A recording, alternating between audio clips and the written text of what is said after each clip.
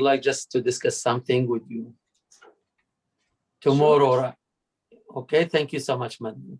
Okay, so Madeline, I'm recording on the cloud, so I don't necessarily have to be on the computer. So once I log out, it's still recording. Okay, but the issue is letting people in. I'll stick around to let people in. Okay. I might just like step away from second, like one or two times at a.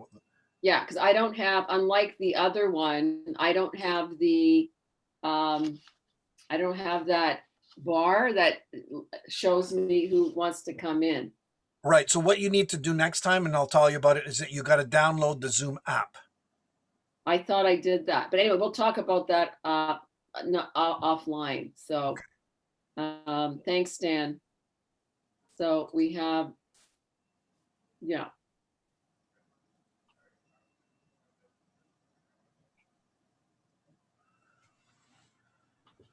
So Dan Kelly's been very popular today because of the announcement from the Ford government about the lockdown coming up for the next 4 weeks. So he'll be joining us, Q, you said 7:10? 7:15. 7:15. Yeah. So just a bit of a delay, but nonetheless very timely. And certainly he's a popular guy today. Personally, I was waiting to get my hair cut, you know, for April. So I'm, yeah. Well, we are going to have about maybe 14 minutes for a little bit of maybe 10 minutes of. Yeah, very good. Entertaining. Yeah, I know. So yeah, so the lockdown, I mean, it's been different in the different regions, in York, in the Toronto area. What I heard today was that Toronto is being the only city with the longest lockdown or something like that. So we have a record somehow regarding this in the world. And the US is open. They are going and they're doing their stuff, but I don't know what we are going through this. And something that I heard was that if you're an American and you already have been vaccinated and you come to border, you gotta get the test. You gotta go to the hotel for 2 days, and after that you have to go to 14 days of quarantine, even though you already have the vaccination paper. So I wanted to know if it's the same thing for Canadian to go to US. It's the same situation.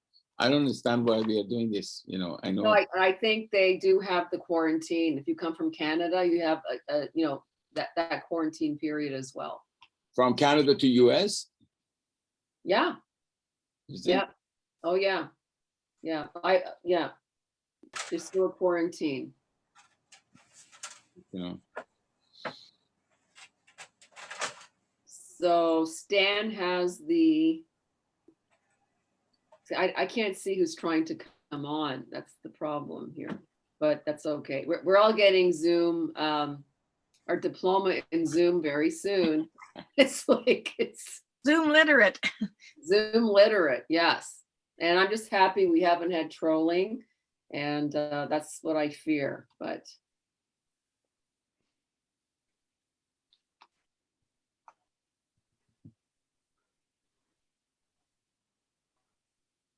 Okay.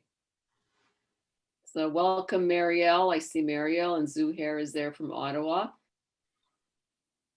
Stan is still here letting everybody in. So he's the gatekeeper today. Yes. Hi, everybody. Hi, Alex. Good to see you Alex. back. Alex. I'm back. Did you didn't have any problems coming back? No. No, just, just one touch. Okay. You never know how it works. One day it's this. I will embrace that thought. It's like you never know how it works. I know. Yeah. Because it's so much sophisticated because, sometimes I think I'm too old for all those new tricks. Like feel myself like dinosaur. Yeah. Undereducated dinosaur. Well, there's certainly elements that are generational, that's for sure. It's funny the way it, yeah, translates.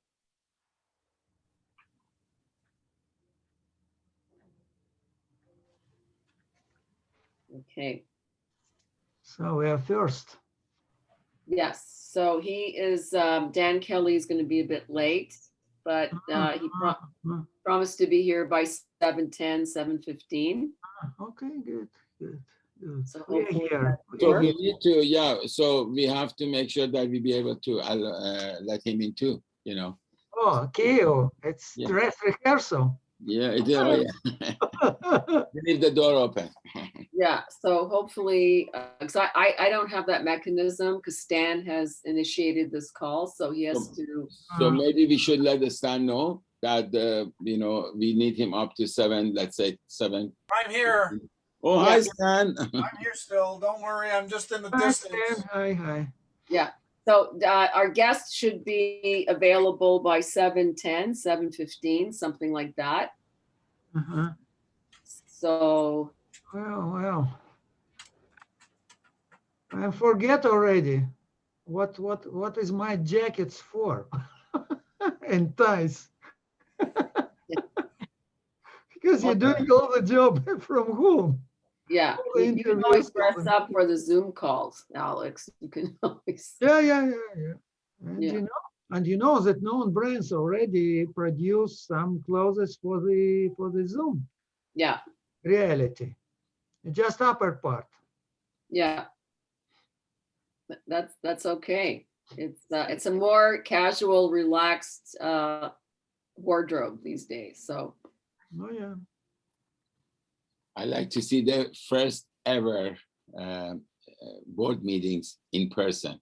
That Uh-huh. would be interesting, you know, after a year and a half of just being, I don't know. I'm in my office, so I'm not really much of a difference, but I know a lot of people are doing from their homes. Just tell them, come see us and board meeting in person. That would be interesting. Yeah. Oh yeah. yeah, big culture shock. So Some people say that they miss a lot. Not communicate to the counterparts like in person, like I think lost we get socializing. done. Yeah, we get done a lot with the Zoom.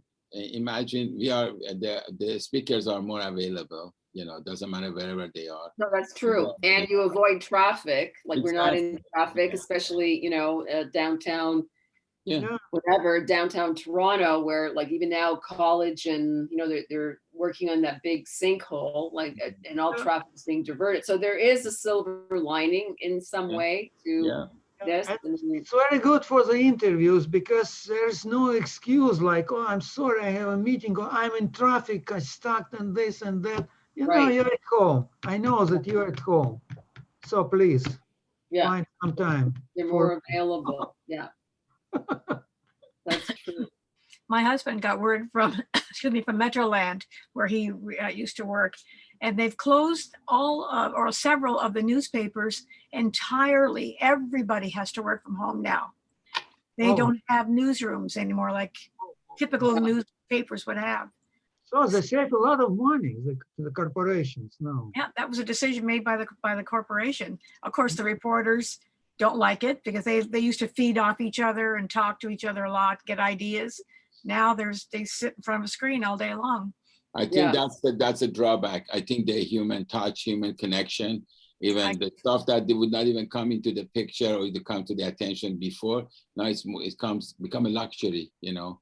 Yeah, And I I agree. see that, you know, I see that. I have a lot of my friends that they work from home and they say, can I come and be in your office? You know, just like I'll be there quietly and I do this thing because I know you can do it at home, but Yeah. just having an interaction is just like something that they're missing. Yeah, And it's very important. Poor kids, instead of socializing in school, they're sitting at home each other with the same Yeah. Zoom or the other program, and that's it. Skills. That's That's why I recommend you watch the Expanse. Wow, it's a great serial. So all the heroes have the communicators. They call it communicators. It's like smartphones, but you can reach any person in wherever he is, any planet, any situation. communicators. I feel sad for my It's daughter. more She's communication. They expand. yeah, my daughter is in university. I feel sad for her because these are the years that basically build your character, your network, your everything. And they're missing. It's not something that they go, well, in 2 years, you're going to get. No, they're gone. The people are, in fact, one of my colleagues, her daughter is getting graduate, and the parents are not invited to the high school graduation, you know, and they said only just the people, you can't get your diploma, nobody know nothing. So how many times you graduate high school, you know, in your life? Did you find how many times your daughter's going or son's going to graduate and you're missing it because you're not allowed to be there, you know? It's like, it's really kind of somehow gets somber, you know? You know, my niece's son in Nova Scotia plays hockey, and the parents aren't allowed in the arena.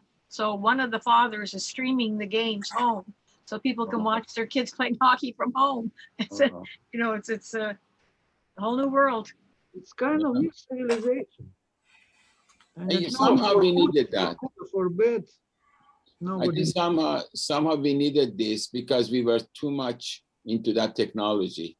And now I think it's going back. We're still enjoying it, but we also are aware of what the human touch and being in person means. The lost value, 2019, nobody even think about it, you know. They're avoiding it, but right now it's very important. Actually, we are desocializing Yeah. day by day. So you're saying it's almost a correction. It's a correction, really, like just to, yeah. Reset button. Strange times. Strange times. Do we see anything about him? So what time is now? 7:13. So 7:13, yeah. So it should be in a couple of minutes, we should be seeing him popping out. And I'm thinking because 7:15, they said that maybe he's being interviewed by some TV. So because 7:15 would be a, you know, that time, accurate time. Yeah, So well, I'm he's pretty sure they certainly can- out there today, that's for sure. I mean, yeah.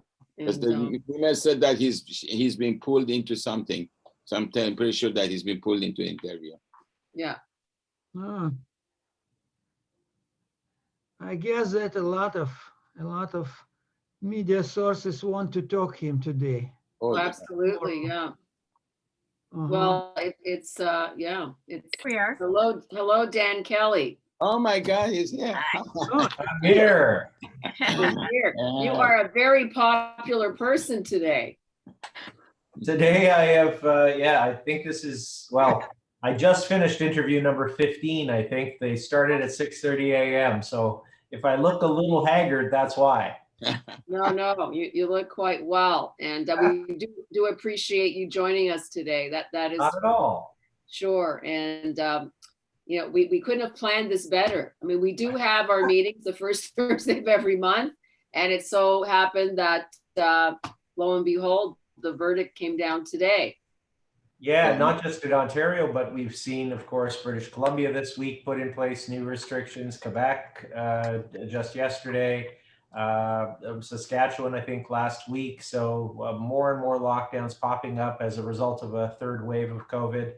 Obviously deeply troubling for our members. But look, I'm excited to be with you. Thank you so much for the invitation. Let me know when you want me to, how you want me to approach this. I've got a little bit of a slide deck I'd be happy to walk you through, but also happy to just to speak or answer questions. I'm in your hands. Yeah, okay. Perfect. No, that would be great. It would be great if we could share the screen. Stan, who's in Edmonton, is the sort of perpetrator of this Zoom call. So we're hoping. Hi, Dan. Hey, Stan. Sorry about this. I'm not in a position where I have a camera. I'm in actually a little studio somewhere off things and working on a production, but I have given you access for the shared. I just saw that, and I'm seeing if I can make this work. That'll be great. So we will do Q Rezvanifar, our president of the Canadian Ethnic Media Association, will do the formal introduction. And we see people joining in. And I'm Madeline Ziniak, the chair of the organization, and would like to introduce now Q Rezvanifar, the president, to introduce Dan Kelly. And we're so delighted you are sharing your very popular and valuable time with us tonight.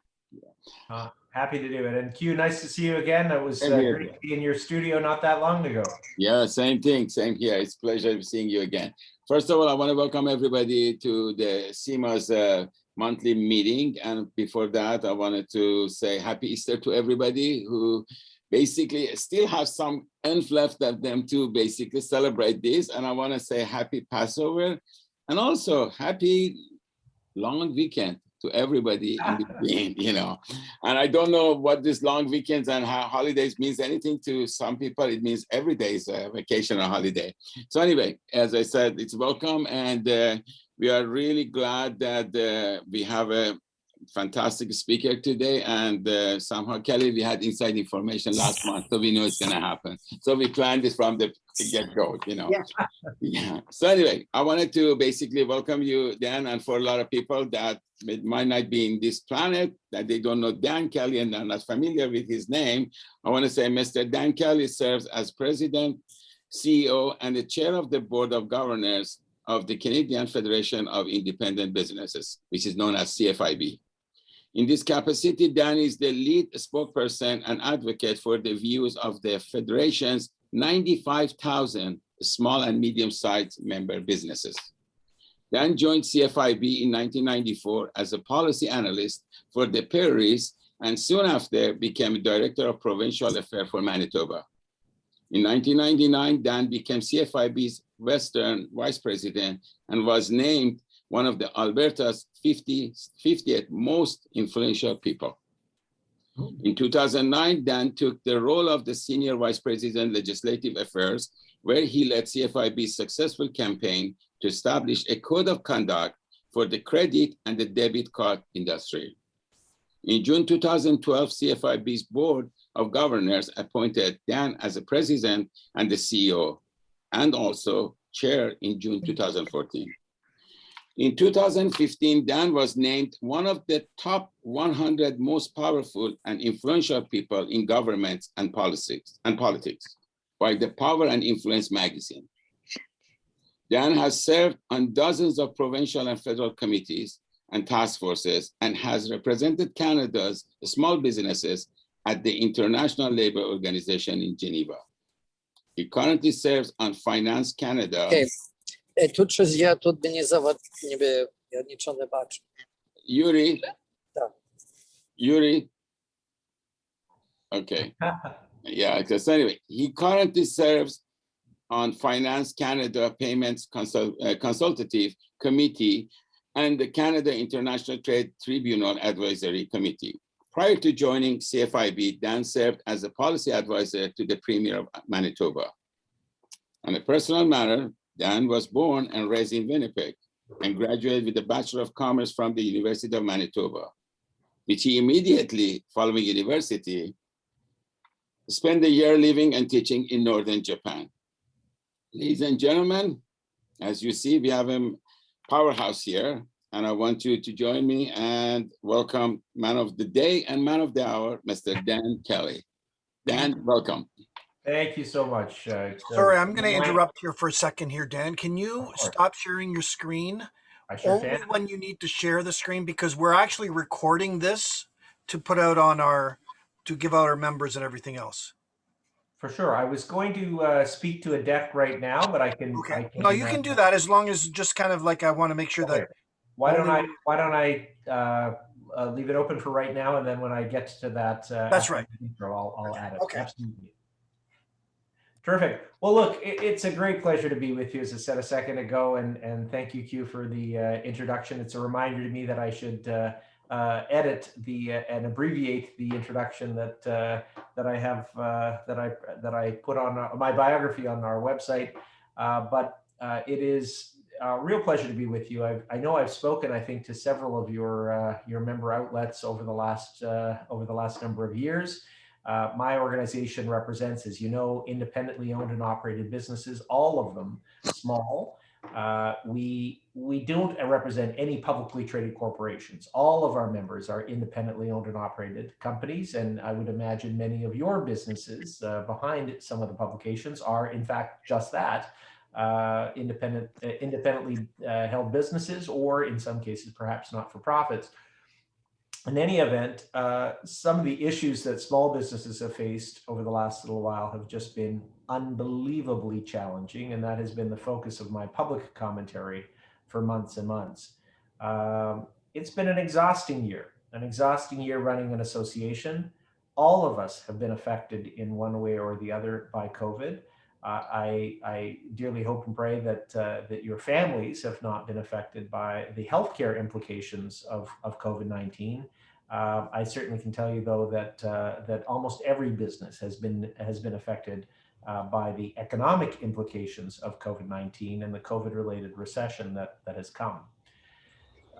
We have been advocating at CFIB for the entire pandemic to ensure that businesses who, through no fault of their own, have been asked to basically shut down operations, or their customers have been limited from accessing them, that it isn't the business owner that ends up eating the entire cost of that.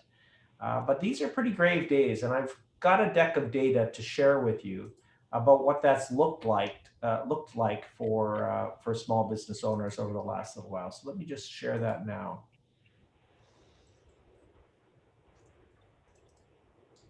Here we are.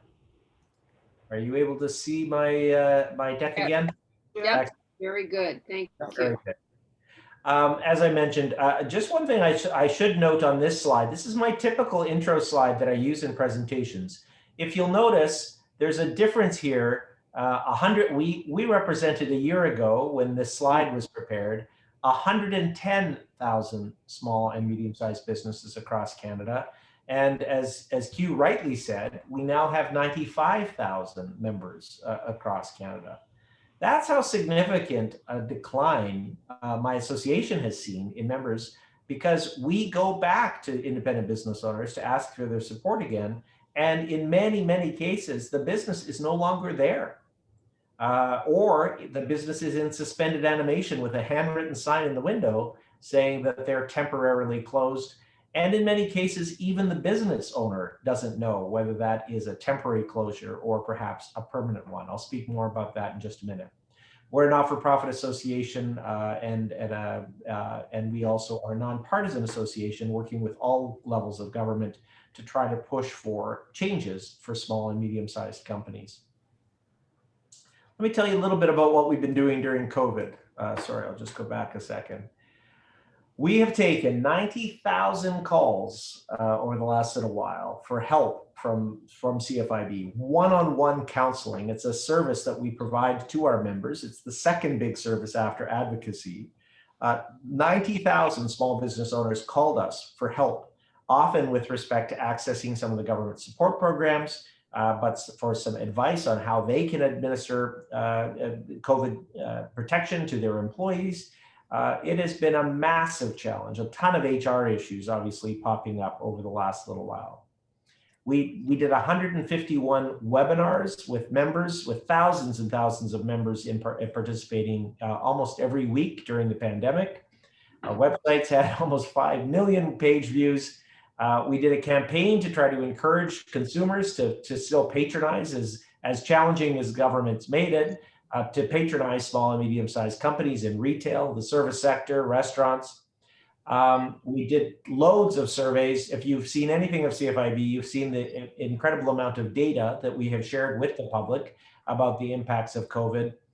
Media has been through the roof. 75,000 times my organization was quoted in the news over the course of 2020. And almost all of the major subsidy programs, the wage subsidy, the rent subsidy, the CEMA loan program, the provincial programs, were shaped by CFIB's input, either the creation of the program or the amendments to the program to ensure that they were workable for small companies. But where are we today? This data is as of February, and the data doesn't look a lot different when we went to our members in March. Only half of small businesses are fully open. And in fact, of course, that's now going to be less in the days ahead. Only 39% of businesses are at full staffing levels, and most worrisome of all, only 25% of just 1/4 of businesses are making their normal levels of sales. 75% of business owners are making less than is the case normally. And I believe over half of them were making half or less of their regular sales, which has put so many businesses in a very precarious position.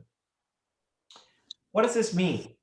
We are expecting at CFIB that 1 in 6 businesses is at risk of permanent closure directly as a result, directly attributable to COVID-19 and the related restrictions. That means 181,000 additional businesses could be taken out over the course of the next number of months. Even as the economy starts to recover, we are expecting that many business owners will say, you know what, there's no pathway back to profitability here. I'm done. And then they're going to be asking, to whom do they give the keys? If that happens, that 181,000 businesses wrap it up, that would take with them 2.4 million private sector Canadian jobs, because of course, small businesses are huge employers in Canada, especially in sectors like retail, hospitality, arts and recreation, and the service sector. When we ask our members, so I'm planning to go through a few slides here, then I'll end the share and then open it up to any questions and have a great conversation to which I look forward. When we ask our members about their biggest concerns, obviously the economic repercussions of COVID are right at the top of the list. Worries that consumer spending, even after COVID is over, will not return or return to their business specifically. The sluggish vaccine rollout on this list, cash flow, the physical effects of COVID, the stress levels that business owners are facing have been through the roof. If you can believe it, of that 78,000, or sorry, that 80,000 calls that we've received over the last couple of months, we've had about a dozen business owners call us contemplating taking their lives. Our business helpline, which is usually set up to help with regulations, to help them answer questions about government programs or about HR issues, has turned into, in some cases, a crisis hotline for business owners who are at the absolute end of their tether. I personally had to jump into one of these calls with a business owner, a brand new restaurant owner in Markham, a Chinese restaurant, and the woman that runs the restaurant called me to tell me that after, she opened up right as COVID began, and her weekend sales, not her weekend profit, but her weekend sales were $10. And from that, she had to pay to all of the bills for the restaurant, having had just recently mortgaged her home to get the business going, had children that she had to provide for, and was excluded from almost every single government program because her business didn't have a track record. So the CEMA loan program, not qualified. The rent subsidy, not qualified. The rent subsidy, or the wage subsidy, didn't qualify for that either.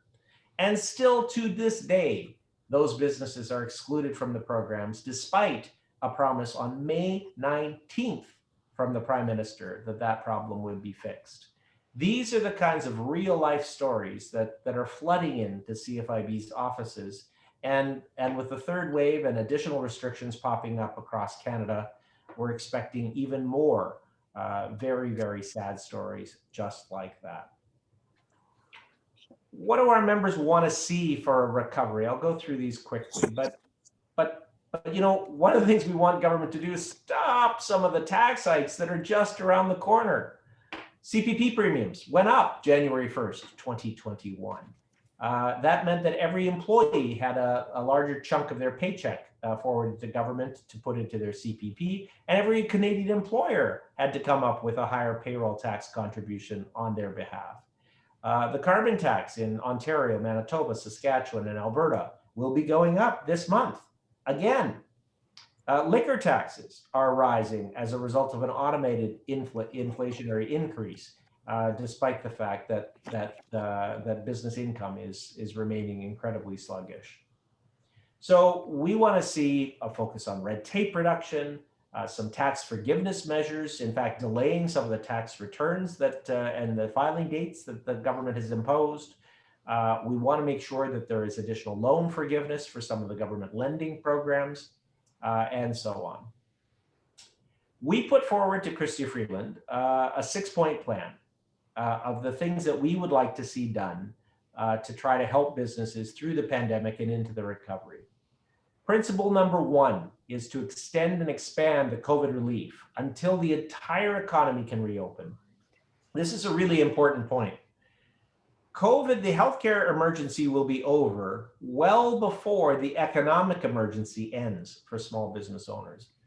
And governments are keen to end many of the subsidy programs because they're incredibly costly. In fact, if you can believe it, the small business support grant in Ontario closed yesterday on the eve that the government was basically shuttering the economy again. Since then, they've now expanded it for another week. They did that under pressure just today.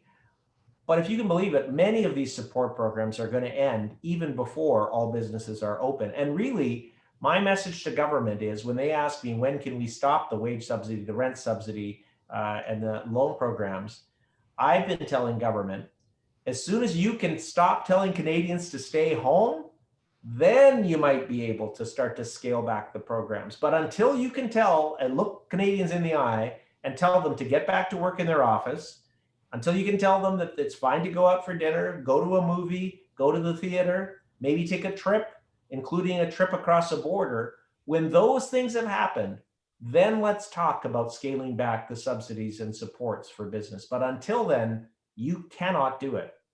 It would be really, really premature. So when we ask our members which subsidy programs they've used, about 2/3 of businesses have used the CEMA loan program. That's originally a $40,000 loan, of which you as a business owner got to keep $10,000. Under pressure from CFIB, that's now a $60,000 loan, of which $20,000 you get to keep. You don't have to repay. That program's been incredibly useful, but needs to be bigger because the pandemic is going on so long. We've now been asking Freeland to consider expanding that to an $80,000 loan and forgiving a full 50% of that amount. The wage subsidy, that program has been working reasonably well, delivering less cash than it did in the spring, but it needs to be continued. They've now extended it until June the 5th. The CERB, many business owners themselves used the CERB because they had no other form of income as a self-employed person. The rent subsidy, though, Canada has had just abysmal success. They first, Bill Morneau created a rent subsidy, the Seeker program, that was a complete disaster, required landlords to apply for loans from which they could then offer a subsidy to the business, to the tenant. Nobody was using it. And so the government did pivot, created a better program, but still only 26% of small business owners are using it, and it needs to change. We've asked government to put a moratorium on all those cost hikes that we just talked about just a minute ago. We've asked government to, for example, on delaying the implementation of some of the new costly environmental issues that are going on, plastics bans, etc. One of the big recommendations that we're pushing forward to Ottawa with some momentum right now is a program to relieve small business debt. The average small business has inherited $170,000 in COVID-related debt over the course of the pandemic. And it's going to take them years to repay this. 76% said that it'll be more than a year before they can repay that amount. So let's look ahead. Say it's June. The business is open. They're able to serve some customers, but they're not going to make enough likely in June even to pay their June bills, let alone make a dent in the months and months of back rent, back expenses that they're now going to have to cover. Those bills haven't gone away. And that's a part of the debt bill that businesses have inherited over COVID. We've asked government, if it's looking at ending the wage subsidy, to replace it with a hiring incentive to allow small firms to reunite themselves with their teams. As I said before, small firms are large employers, and we need to make sure that they can get back to the jobs that they do very well of creating employment for Canadians, particularly young Canadians and new Canadians. This is really, really critical. And so some support would be helpful in making that transition. Red tape reduction, we're pushing government to announce a major initiative to lower the red tape burden on small and medium-sized firms. We've seen a little bit of progress on this during the pandemic. Yes, shutdowns have had a terribly negative effect, but in some cases, for example, allowing restaurant delivery to include alcohol, those kinds of things, governments are finally starting to say, you know what, is there a real reason we need to keep this rule in place? And some of the rules in between provinces also need to be addressed in that mix. We're asking government, there's quite a bit of momentum, especially with rumors of a federal election, for government to get big into the spending game again. And look, they already are in COVID support, but there's huge pressure on them to announce some form of fiscal stimulus, perhaps checks that would go out to Canadians to get them spending again post-COVID. While some of that might be helpful, our main message to government is, if you do that too soon, all that's going to happen is Canadians are going to use those big fat checks and whatever COVID support money they get to buy big screen TVs at Costco and Walmart because they're the only games open in town.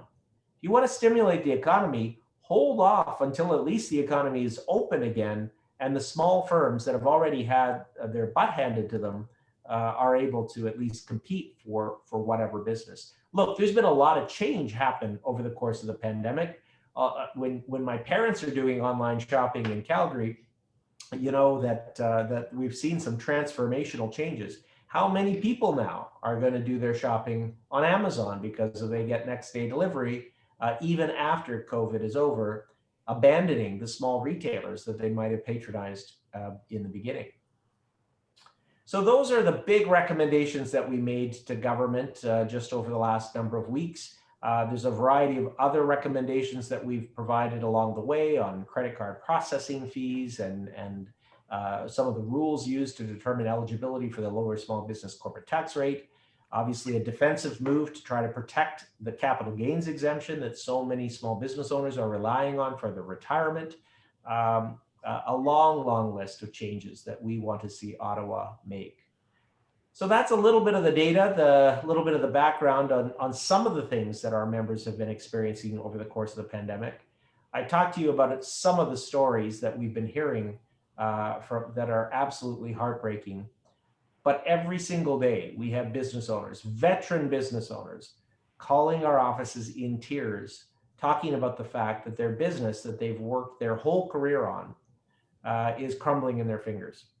It's not because it's a bad business. It's not because their model is broken. It's because their model does not work in an environment where Canadians are asked to stay at home, where businesses are ordered to close their doors to the public. It's great. I'm one of these Canadians that can work from home reasonably well, and I suspect many of you can too. But we have to remember that about half of the economy depends on face-to-face, sometimes even physical touch with their client in order to make a living. And during the COVID period, that hasn't been possible. Those businesses need support because many of them are still viable businesses with strong business models that just don't work in a once in 100-year pandemic. And our goal as Canadians should be to ensure that as many of them as possible can survive until the other end of the COVID emergency. Those days are coming. We know this. We're seeing vaccines on the horizon. More Canadians are getting vaccinated. In fact, today it looked like I was searching for an appointment for myself as the age level is getting real close to me right now. In some markets, if you're 50 plus, you can get in Toronto, in hot zones, you can get vaccinated. And so I was hoping that I could find a spot with no luck just yet.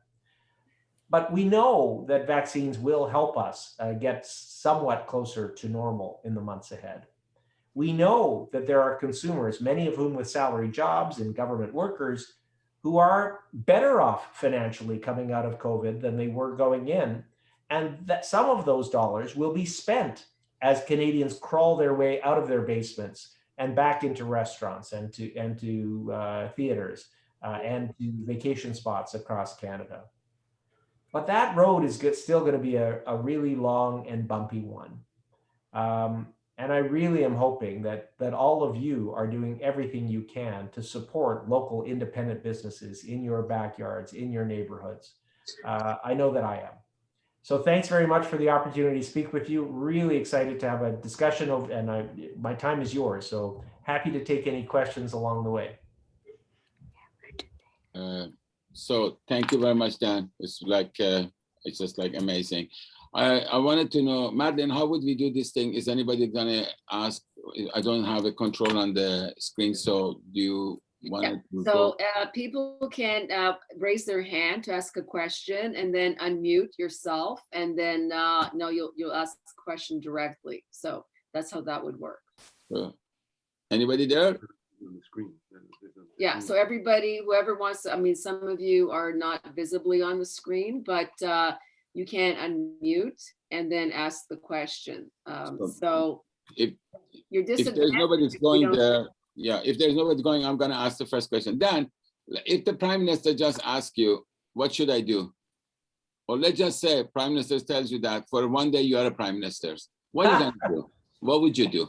Yeah, well, look, if I were the Premier, there's a few things I would do, especially the Premier of Ontario, a lot of things I would do differently. If I were the Prime Minister, I would hustle to make sure that that the support programs were fully delivering for businesses.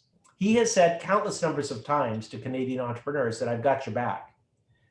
And it's true, there have been some helpful programs created. Had they not done some of the programs that they've created, the problems would be an awful lot worse. But it's also true that these programs are not delivering based on the size and scope and duration of the pandemic. The programs were just not built for a problem the size that many businesses are facing. So relieving the debt, as I talked about earlier, from small business owners, that legacy of COVID debt would be really, really instrumental. And that's going to give us the best chance to having a lift as we come out of the COVID recession. We need these businesses to stick around. If we don't have them, think of how many unemployed Canadians we're going to be facing. 100%. If I were the provincial premier, I'd want to ask a lot of questions of public health officials about the lockdown measures.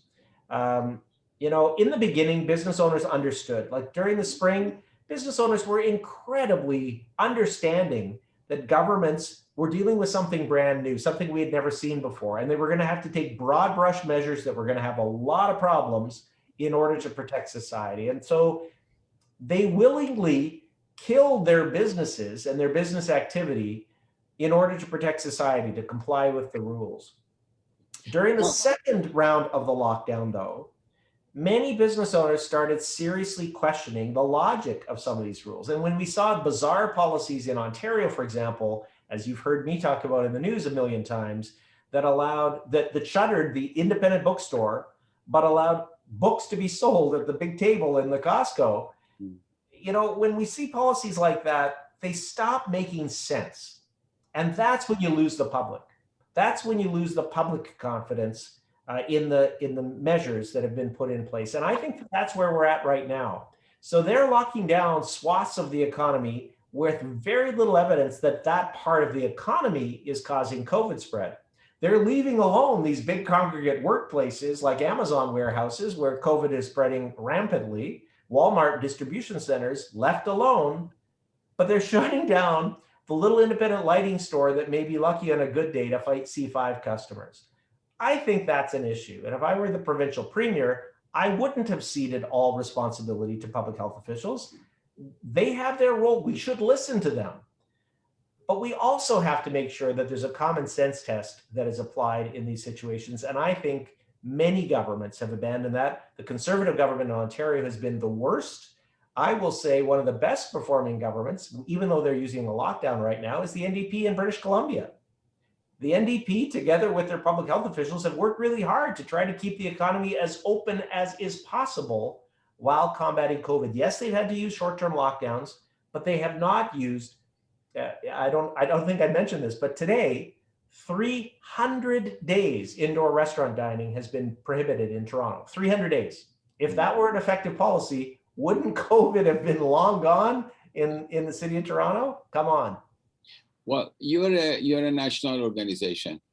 So is there any way that you can tell them that, look what's happening the other side of the country? Couldn't you apply that? Because now we are in the environment that we are testing everything, and we are looking at to see how other people are dealing with the same issue that we are having. You're absolutely right. The only thing that I could see, one of the main things that's gone is the public's confidence. I personally lost. I don't know which is true and which is not, you know. And this information age brought me so many information that I'm lost in terms of, as you just said that about the even shutting down the mom and pop's store, but having the big ones doing the, you know, going on. This thing I would understand the first wave. Yes, government made a mistake, but continuing on that one. So the people are questioning it. So I think the only voice we have as a small businesses is you, you know. Hugh, you're absolutely right. And we've been a broken record on this. I've said to Doug Ford, I've said to Dr. Williams, I've said to our Toronto public health officer, I've just blanked on her name right now, Davila. I've said to them all, could you talk to some of your counterparts in other jurisdictions? They're drawing different conclusions and in some cases handling things with better outcomes. Look, I don't want to sound like nobody in my membership is calling for us to become Texas. Nobody's saying let's rip away every restriction. People get that we're dealing with a deadly pandemic. We need to take it seriously. People are dying, but we've got to find better ways. And nobody, like the 2 weeks to bend the curve, well, that was what 60 weeks ago, and now the curve's going up again. I don't know. Yeah, true. Nothing. Yeah, well, Alex. Alex is the one. Alex, go ahead. Okay. Yeah, I have a concern that, I mean, I know you can't, in a sense, answer it. It's a rhetorical question, but one of my concerns, and as you are concerned with our Canadian independent businesses, and I agree with you. I'm extremely disappointed in the so-called conservative Ontario government because they generally have tried to be pro-business, and Doug Ford was always on for pro-business, and yet it seems that the scales are so heavily favored in the direction of multinational and American, like Amazon and Costco, and these are all huge American, well, multinational or American corporations who are scooping up and basically almost killing. It's like if you almost designed a plan to kill off independent business, and we're going to end up with just huge corporations and franchises. You have independent restaurants. And yet, you know, Wendy's and the franchises that are funded by, you know, they have the big financial backing. Do they hear that? Do they hear that from you? I'm curious. Like, what kind of answers do what kind of answers do the politicians give to those concerns? Well, look, the answers have been shifting, and as a result, the answers have been shifty. You know, remember on the big box store preference policy that Ontario put in place, the first response from the premier when he was asked why was he allowing non-essential goods to be sold at Costco and Walmart when he wasn't allowing them to be sold in the independent stores, his answer was it was supply chains. But then Quebec, you know, as restrictive as Quebec measures were, they at least were fair. They said if you couldn't buy a T-shirt in the Walmart, in the independent clothing store, you weren't allowed to buy it at the Joe Fresh counter at the Loblaws. You weren't allowed to buy it at the Walmart counter. Manitoba did the same thing, so that put the rest to that. Then Ford suggested it was one-stop shopping that was important, and that was going to limit spread because you'd go and get everything in one spot. You wouldn't be going to the butcher, the baker, the candle shop maker. I don't know. It stopped making sense a long time ago. I still have not figured out why the Ontario government specifically created this unlevel playing field. I understand the governments wanted to or needed to put in place restrictive measures, but why you would put in restrictions that would punish one type of business, locally owned independent businesses, and allowed the big guys free reign over the market, in fact, a better competitive situation than they had pre-pandemic, is beyond me. The only explanation that made sense is that it was political.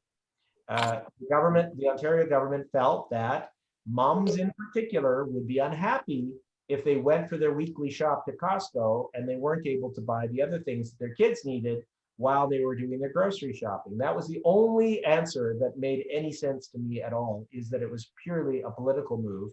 The public health officials were opposed to it too. I have a follow-up. Yeah, follow-up. I just have a follow-up to that, and Sure. it's a little bit diverging from your agenda, but only because recently they've been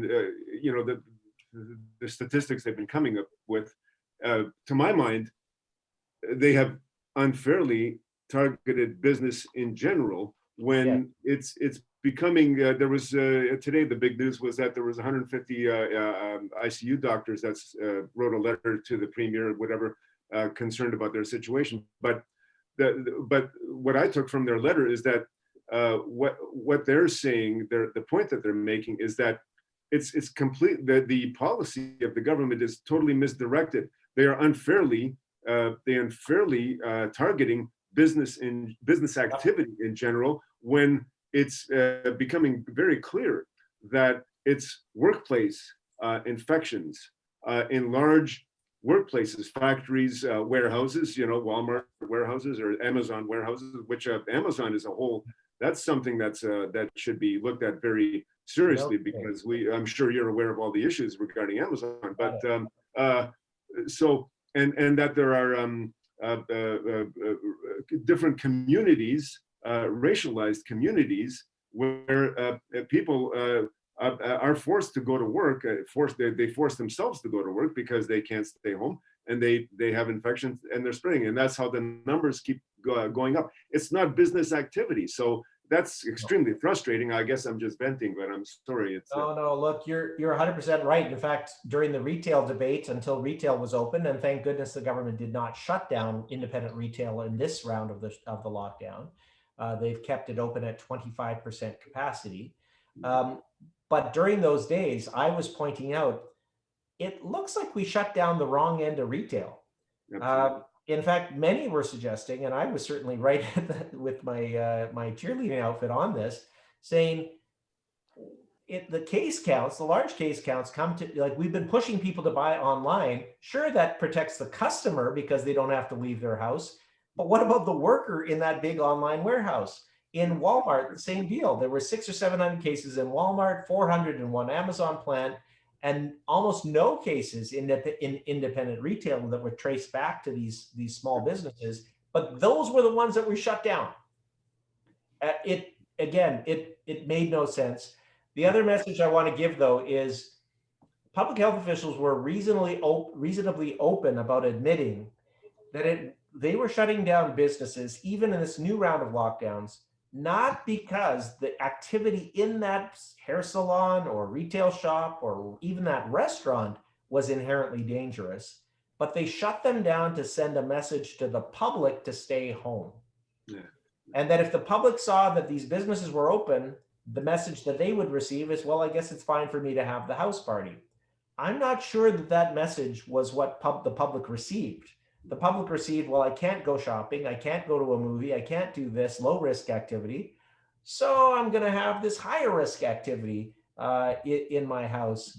And as a result, COVID was spreading in personal contacts outside of any workplace setting altogether. So, this is the part where I think the voices were drowned out from it at the table that was making the decisions. I know for sure there are cabinet ministers that are extremely frustrated, MPP extremely frustrated with how Ontario handled this, and the same is true across the country, but it's been a big disaster. I see Alex Christian, our board member, has a question. Alex, go ahead. Hey, Alex. Oh, you're mute. No, Alex. He's good now. Unmute yourself. Alex. He did. No, he didn't. Unmute. Oh, yeah. Go ahead. Go ahead. Ask your question. Yeah, now you hear me. Dan, don't you think that the governments on both levels are not so much interesting to keep the small businesses alive? I don't know what the purpose, but sometimes it looks like that, because they don't explain exactly why they do that. They just do that, and that's it, without clear explanation. It's hard to disagree with you this year in particular. Government certainly celebrates small business all the time. I can't tell you how many speeches I've been at with politicians of all political stripes, Tory, Liberal, NDP, everything in between, saying that small businesses are the backbone of the economy. We need to support them as much as we possibly can. But then turn around and create punishing policies that seem to reward the big guys and punish the little guys as much as is possible. We certainly saw this with the federal Liberal policies pre-pandemic related to the small business tax changes in 2017. You know, the summer that I spent fighting with Bill Morneau when he was referring to small business owners as a bunch of tax cheats. You know, one of the big issues during that campaign was the idea of passive investment income that businesses had saved in ways through their business that were unfair. That allowed business owners some additional ways to put money aside that weren't available to the general public through their corporations. They referred to it as passive investments, and that this needed to be taxed at a higher rate in these companies. I can tell you, we fought back against that, won most of the battle. The government caved eventually on that front. I can tell you, I'm really glad that we fought that battle. How many businesses would have immediately shut their doors if they didn't have some nest egg, some money saved in the business itself that has helped them ride this out? But that was the source of so much controversy in the summer of 2017. So I agree with you. I don't think that there's an agenda to try to drive out or drum out small businesses. I really think it is a lack of understanding on the part of political parties. And I would include all political parties in this mix. Governments and bureaucrats in particular think of small businesses as little big businesses, and they're very different creatures. Smaller independent businesses, yes, they may have started out one day with a profit motivation, but I can tell you after talking to thousands and thousands of business owners every year, that motivation often shifts after a few years. And the things that business owners are proudest about are the contributions they make to the kids' sports teams, to the hospital fundraiser, to the employees that they happen to have on staff. And in fact, many business owners have turned down offers to buy their business from the big US company or someone else, because they know that the company that's looking to buy them is just looking to buy them for their client list or their product or their service, and that they will move the job somewhere else or consolidate it, and their employees that they've worked with for years and years will disappear. So yeah, governments have a lot of learning to do, and it's one of the missions that we have at CFIB. We've been doing, this is our 50th anniversary. We've been doing it for 50 years, and I haven't put myself out of work yet. Thanks. Yeah. Any question? Anybody? Okay, then I'm gonna, oh, you have it. Okay, Alex, go ahead. Well, if I'm allowed, then Of course you are. I'd love to talk to Dan for hours. I mean, and we really appreciate you coming on, Dan, and you're Happy to do it. Talk about apropos today, like no other day is so appropriate that we have you. So it's really wonderful. I know it's maybe well, I'll come out and ask. What's for the Federation? What about so-called political activism? Do you? Because I'm so frustrated with our governments at all levels, and the fact that they seem incapable of making responsible decisions or good decisions, beneficial decisions. Do you, how active politically, or do you have to remain apolitical? I understand. I'm just curious about the. Yeah. No, look, we are. Look, I've worked for a political party in the past. I worked for the Conservative Premier of Manitoba decades ago. That was where I got my start. After working on the free trade election back in, what was that, the late 80s. But what I can tell you is that everyone at CFIB, we have 400 staff. We're one of the largest associations in the country. Everyone that needs to check their partisan background at the door, because we have to work with whomever is in power. And you know what? It's funny. I mean, just witnessed by this, there are many in Ottawa who think that we are like a farm team for the Conservative Party, and that we're going to only say nice things about Tories and only say bad things about Liberals. So we've tried to disabuse people in Ottawa of that notion for many years. I think they would have a hard time making that argument after they've seen me savaging the Doug Ford government day after day after day in the news. We have to call them like we see them. And the test that I use is, what would I say? Would I say the same thing if an NDP government did it, or a Liberal government did it, or a Conservative government did it? If I would say the same thing, then I go ahead. If I would say something different, then I stop myself, because then that becomes a partisan comment. But look, we worked cooperatively with the NDP on several files. There's areas of alignment there. It is not true that that only Conservative governments focus on small businesses. Yes, I would say that they do well politically among small business owners. But I can tell you, in the summer of 2017, I had thousands of CFIB members who wrote to me saying that they were lifelong Liberals, but will never ever vote for the Liberals again after they saw the policies that Bill Morneau put in place. So, you know, it's a weird world. This is Canada. Yeah. But we don't, no political aspirations on our part, other than to influence all political parties in the lead up to elections, and of course when they become governments. I see our board member and also Ukrainian producer, Yuri, hands up. Yuri, go ahead. Thank you very much, Q. Dan, I'm a long time past CFIB member, so I'm very familiar with the kind of work that you did in the past. Yes. And I'm very much concerned with what I'm hearing here today. First of all, I have not really understood anywhere except for here today the rationale between why you could go to Costco, but the local store has to be shut down. Mm-hmm. I also don't understand. Again, first time hearing that. I don't understand why today I'm hearing for the first time the stories that you are talking about. And you know, I can't say that I'm necessarily a CBC everyday viewer or a CTV everyday viewer, but I do read the Globe and Mail every day. Sure. So why is that message not out there? I'm actually personally ashamed that in our media, in my Ukrainian TV show, I have never mentioned these issues as being issues. Yeah. So where is the disconnect? I do know that, and our president is witness to this. I had to take Doug Ford to account for saying that he had addressed millions of dollars to advertising and specifically to cultural media.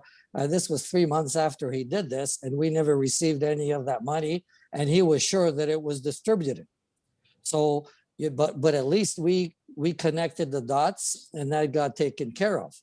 Yeah. Where is it at your end that we hear today, and we're hearing this today? I for certainly am hearing this for the first time. Why is this story not out there, or why are you not able to get to Ford? Sorry, I'm ranting. Sorry. I'm not sure if there may be some disconnect here, despite our shared Ukrainian heritage. My mom's maiden name's Kristolovich, so from you're from Winnipeg, of course. I understand Ukrainian from Manitoba, absolutely.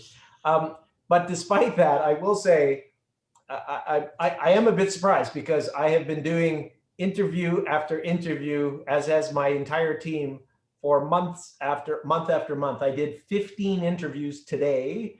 I would say on average, I'm in the Globe on these very issues probably 3 to 4 times a week personally. I've done, I believe, I've done about 2,000 to 3,000 news interviews with the mainstream media since the pandemic began alone. And our team appeared in the media 75,000 times in 2020. So I don't think it's a lack of trying on my part, and I have to admit we've been working really hard to get the message out with press releases, probably 2 or 3 times a week, massive media pickup across the board. But clearly, what this conversation is highlighting is the need to do even more to get these important messages across to politicians through vehicles like you have. Okay, I apologize if I'm using this medium to personally invite you. No, to personally invite you. It's a reality check for me because I feel like my family's so tired of seeing me on TV, but it's a good reality check. I would like you to invite you to one more TV show, and to the Ukrainian one. If I could make an arrangement with you to show up, that'd be great. Happy to do it. Anybody else? If Madeline, you have hands up. Yeah. Madeline, go ahead. Go ahead, Yes. Madeline. Oh, I think she just put herself on mute. I'm You're muted. okay. Yes.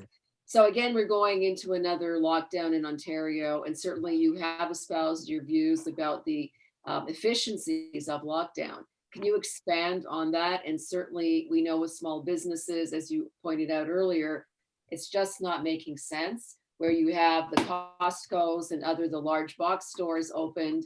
And then you have the smaller retailers that are really sacrificing, their lifelong earnings in trying to maintain and survive and just keep above, the waterline. Thank you for that.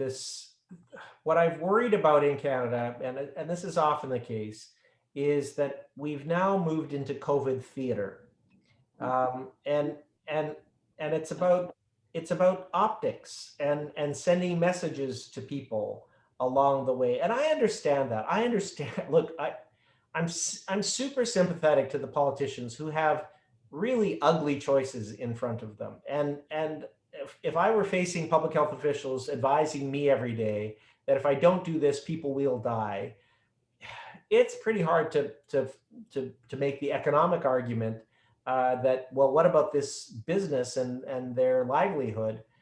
Though I can understand why those aren't perceived at the political level as equal things. But like so much of the pandemic, we've now moved into COVID theater. Look at the border restrictions. We resisted that for forever in Canada. And then when we did put things in place, we just tried to make it expensive and ugly for people to take a trip, not to putting in place measures that are going to actually stop them from bringing COVID across the border, but basically just to punish people from taking international trips. The same is true of the lockdown measures. We locked down what were viewed as non-essential parts of the economy. And you know what? If you're running that business, if your whole family's income and every family member works in that business, it feels pretty essential to you. Good point. And for governments to then say, well, I'm sorry, we're making tough choices, but the manufacturing plant can stay open, but the small business, like the small retail, the small flower shop has to close. I mean, what the heck sense does that make? We understand that we have to make sure that Canadians have groceries, have to have pharmacy products. Canadians need to have paychecks, and we need to keep as many people employed as possible. But the way that these were, I can be incredibly forgiving, in fact, entirely forgiving of what happened during the first wave of COVID, when this was brand new. I'm less forgiving when we got to the second wave, because we knew it was coming and we could have been better prepared. And love him or hate him, one of the things that Jason Kenney said that endeared him to many small business owners during the second wave of the lockdown is he issued a public apology to businesses across Alberta and said that never again would his government shut down the small guy while allowing their large competitor to stay open. They did the same thing as Ontario in the first lockdown. Many provinces did, but they actually realized how stupid and unfair that was and didn't do that again in the second wave. So our advice, look, I have business owners who believe strongly that restrictions are absolutely necessary because they don't want themselves, their employees, or their customers to be sick. They get it. but they want to make sure whatever measures we're putting in place actually lead to better outcomes. And it's getting harder to say that the measures that the Ontario government and several other provinces are putting in place with long-term lockdowns, like 300-day lockdowns, are leading to better outcomes. It's the evidence is just not there. Yeah, thank you. Yes, we're into another month yet, so I know. yeah. So Dan, what's your prediction? What do you think is going to happen? Well, look, eventually we're going to have enough Canadians vaccinated that COVID itself, the disease spread will start to slow. I was hoping, in fact, had it not been for these bloody variants, we would have been there now, because even with younger people getting infected by the original COVID strain, it appears that they wouldn't be leading to hospitalizations and deaths. So even if there were more aggregate numbers of Canadians, even if infections were 1 or 2,000, but it's of a younger population that wasn't getting the serious health effects of it, I don't think governments would have cracked down the way that they are. We do know that the variants need to be taken seriously. I share that concern. I've got elderly relatives that I care about. My mother's going through cancer treatment in Calgary, and I wanted to visit her in April, and now that looks like it's not going to happen. But at the same time, we are eventually going to have enough vaccinated Canadians. I was just reading some studies that suggest that once you get to that 30% mark in terms of the population being vaccinated, the case numbers, the spread starts to drop, hospitalization rates start to drop, variants or no variants. We're not, we are starting, to be fair to the federal government, the volume of vaccines are starting to pick up. We're going to get there in the next couple of months. Once that happens, some of the COVID restrictions will start to lift. What worries me is that it's going to take many more months for governments to get to the point where they can say to Canadians, okay, it's safe for you to resume your normal life. That means going back to the office. That means going back to dining, to taking trips with the border open. That's going to be, I think, the more difficult political choice for governments to make, because they're not going to want to get that calculation wrong. And you know what I'm hearing from more and more businesses is, yes, just being open is helpful, but if you're being open and your customers being told to stay home, it's not like you're raking it in. That's still a pretty difficult scenario. What do you think the work landscape would be? I'm sorry? What do you think that the small business landscape going to look like by then? Yeah, well, get ready for a lot more boarded up shops, a lot more papered over windows, more street crime, because small businesses, and communities are, of course, the watchdogs for the communities. A lot fewer jobs for Canadians, particularly at that lower income threshold, for new entrants into the workforce, young people in particular. Those jobs are really good. We're going to struggle to get them back. Mm-hmm. Weirdly, though, in the next few months, as the economy reopens and some of the government fiscal supports for individuals remain in place, you are going to hear more employers complaining that they're not able to get back some of the workers that they let go. Yeah. Because, right now for part-time workers, it is a panacea. I use this story publicly. When I was 15, growing up in Winnipeg, my parents let me work one night a week, Friday night, to wash dishes at a pizza restaurant. I made Manitoba's minimum wage back then. But that 3-hour shift right now would qualify. 3 hours once a week is enough to qualify for $500 a week in EI benefits right now. So you're the young person saving for university, and your job is, let's say you were making $15 an hour, working 3 hours a week as a high school student, and your choice is that $45 a week for your paycheck or $500 if you're unemployed. Yeah. I don't know. We're going to struggle to get some of these workers back. I mean, we're not going to be able to pay them forever. So the EI system will have to self-correct, but we're going to have some transitional issues like you wouldn't believe. Any questions? Anybody? Okay, yeah, Avril, go ahead. Hi, Dan. Oh, Hi. I'll unmute. No, you're good. You're okay. You're good.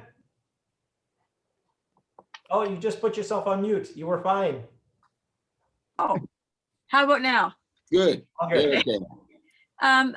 I'm from Nova Scotia, and Okay. I wonder how you assess the situation there, because it seems to me that their priority was to curb the spread Yeah. of the virus. And did that in fact work? And has it much effect on small business? Look, the Atlantic provinces have done enormously better than any other, but I'd say the chief contributor to that was the border policy, ensuring that other Canadians that may have COVID weren't coming to Atlantic Canada. They got ahead of it from spring break. They put the border policies in place, and had we done that early enough in the rest of Canada, we might have had a very different story.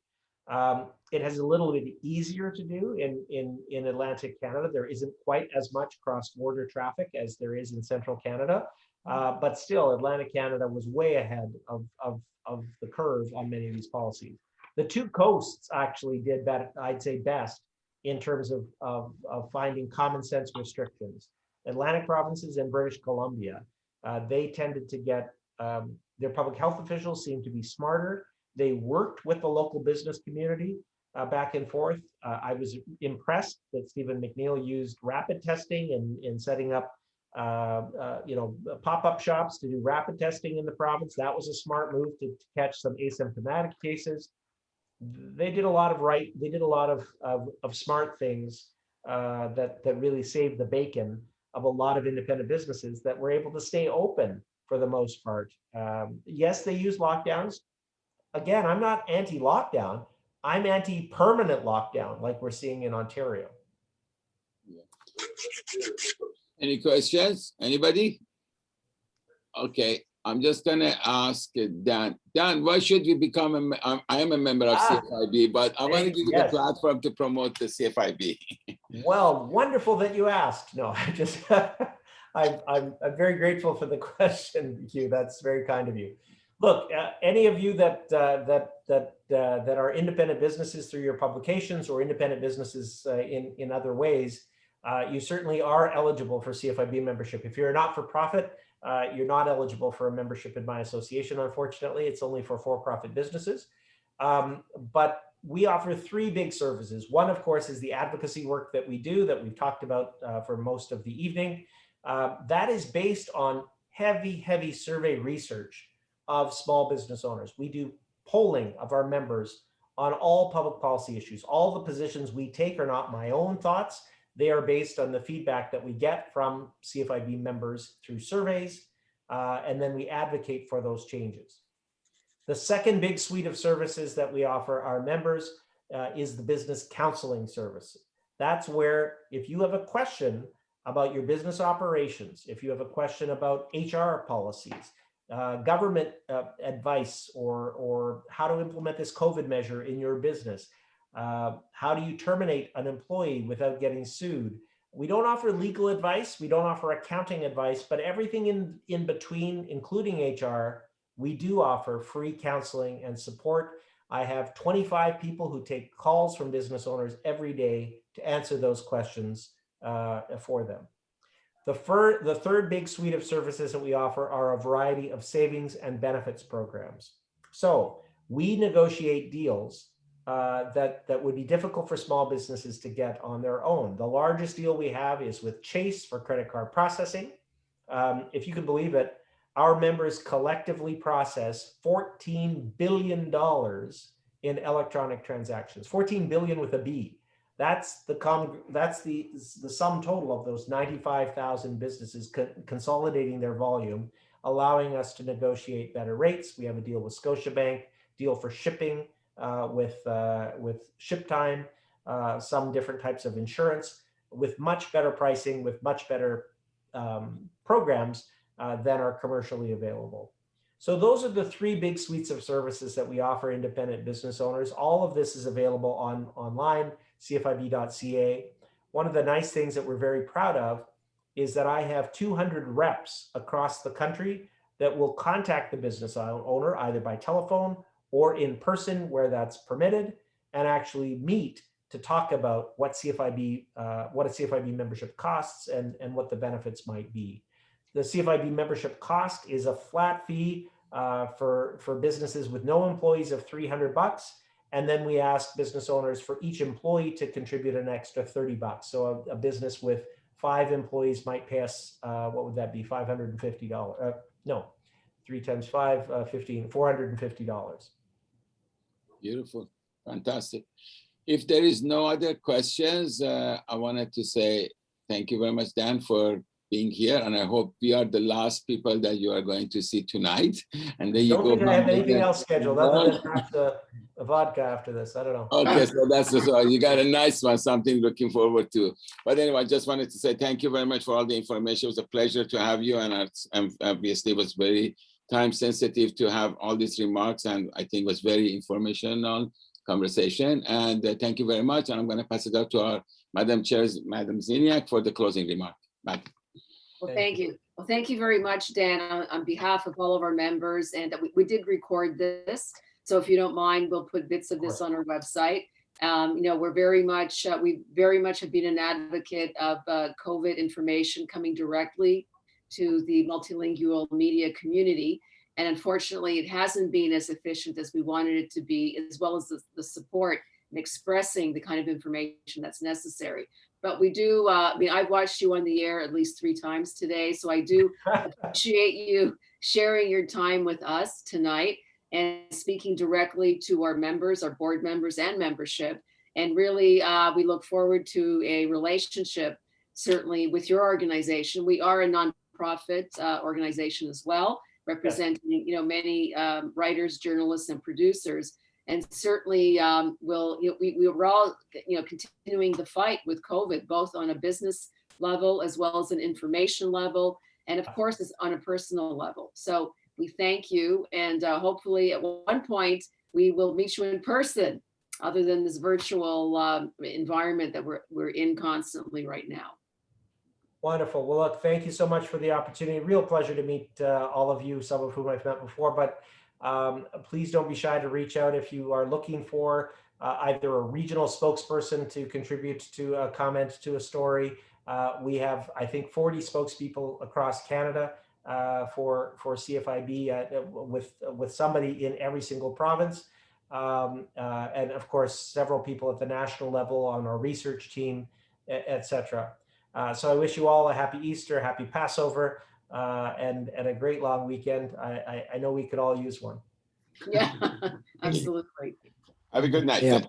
Thank you. Thank you very much. Thank you. Thank you. Bye-bye. Lovely seeing you all. Thank you. Good night. Thank you. Yeah, great session, folks. Thank you very much. Thanks, Yuri. Good to see you. Really great. Oh.